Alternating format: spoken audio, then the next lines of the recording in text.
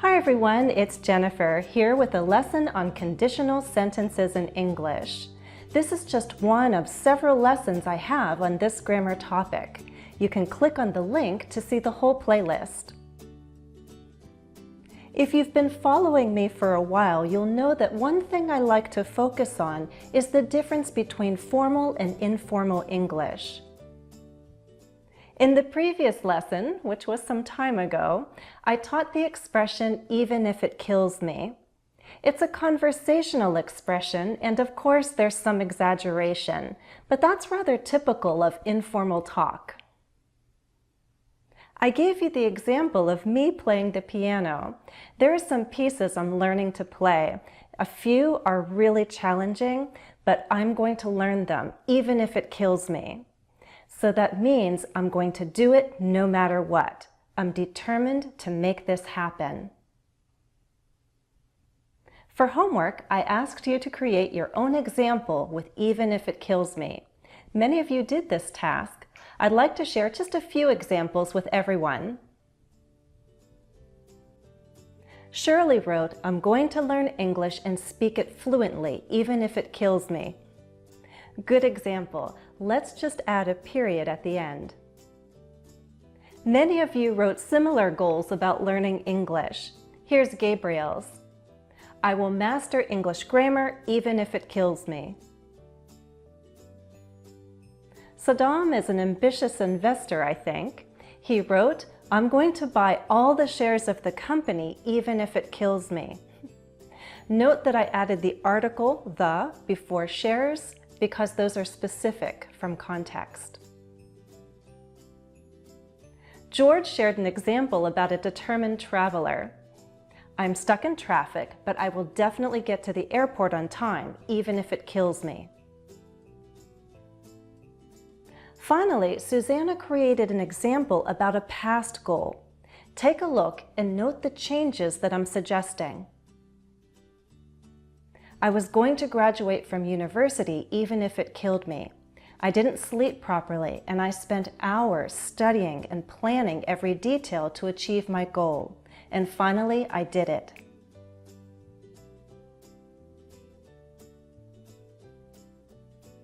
Thank you to everyone who completed the task.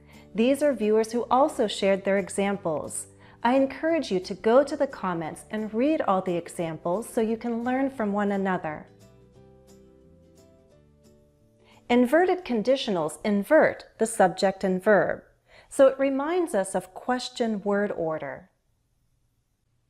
Inverted conditionals drop the word if, and we're left with a conditional that's understood.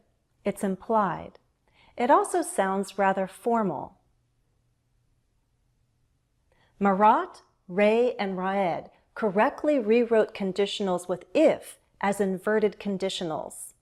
Let's look at their answers. If you should require further assistance, let a member of our support staff know.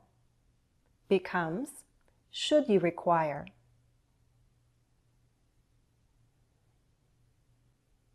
If they had budgeted an adequate amount, they would have been prepared for this emergency. Becomes, had they budgeted an adequate amount. If we had not taken the time to train our employees, this crisis would have been mishandled. Becomes, had we not taken the time to train our employees. If you were to face a similar situation, would you do anything differently? Becomes, were you to face a similar situation,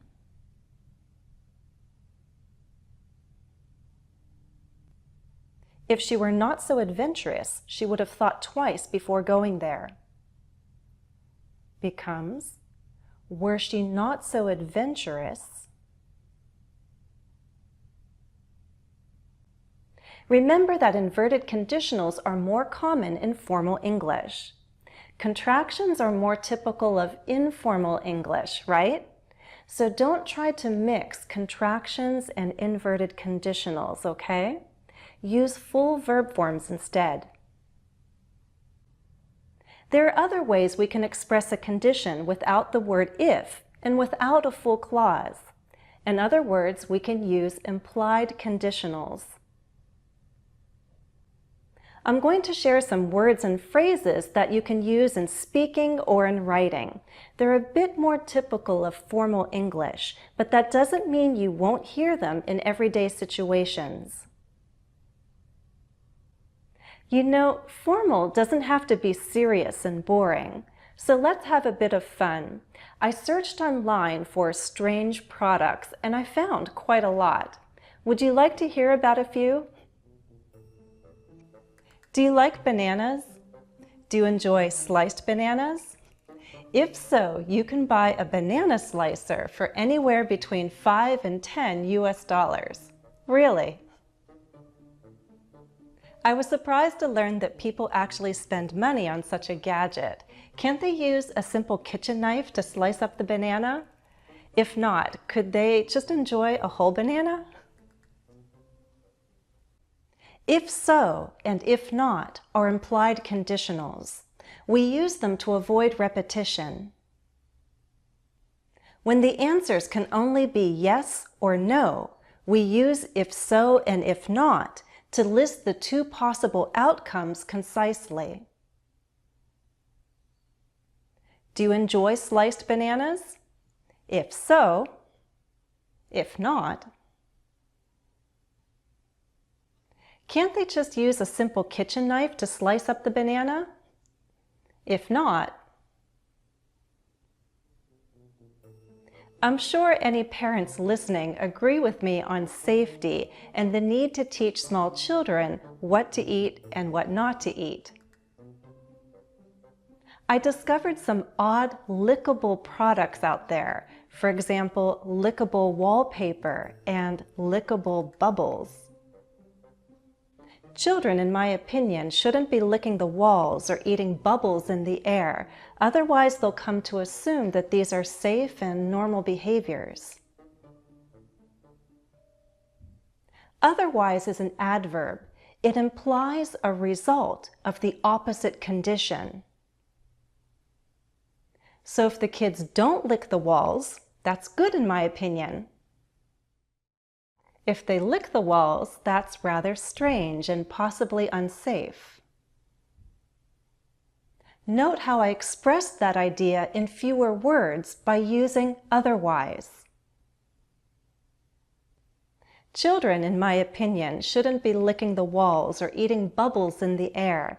Otherwise, they'll come to assume that these are normal and safe behaviors. I believe in the value of oral hygiene, and I bet you do as well, but I didn't realize that people spend money on a tongue brush.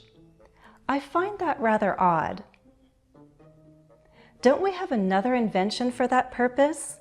We've had the modern toothbrush since the 1930s, and I read that the Chinese invented a bristled toothbrush back in the 15th century.